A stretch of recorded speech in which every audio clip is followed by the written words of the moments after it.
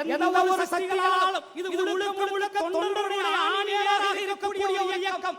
இந்த இயக்கத்துக்கு மதரீதியான அமைப்புகளாலும் சக்திகளாலும் சிறு சலசலப்புகளை தவிர யார் ஒருவராலும் இந்த இயக்கத்துடைய ஆணிகளை அசைக்கவே முடியாது என்பதை அறிவிக்கின்ற நான் உறுதியாக சொல்கிறேன். ஆகவே 1967 பேரறிஞர் அண்ணா அவர்கள் முதலமைச்சராக பதவியேற்ற பொழுது அந்த பதவியை தற்காலிக சபாநாயகராக பொறுப்பேற்றுக் கொண்டவர் எங்கள் முன்னோர் முக்கையா தேவர் அவர்களை யாரும் மறந்துவிட முடியாது. அந்த நேரத்திலே அன்று முதல் இன்று வரை எனது முன்னோர்கள் தொடர்ந்து இந்த திராவிட முன்னேற்ற கழகத்திற்காக ஆதரவை கொடுத்துக் கொண்டிருக்கிறார்கள். அந்த வரிசையிலே தொடர்ச்சியாக தமிழர்கள் நலனுக்காக, சமூக நீதிக்காக, இந்த மண்ணுடைய மானத்திற்காக, இந்த மண்ணுடைய வளர்ச்சிக்காக, இந்த மண்ணுடைய உரிமைகளுக்காக, இந்த மக்களுடைய உரிமைகளுக்காக அத்தனை உரிமைகளுக்கும் தொடர்ந்து போராடிக் கொண்டிருக்கும் இந்த திராவிட முன்னேற்ற கழகத்துடைய கொள்கைகளுக்கு முக்குளத்தோர் என்று உறுதியாக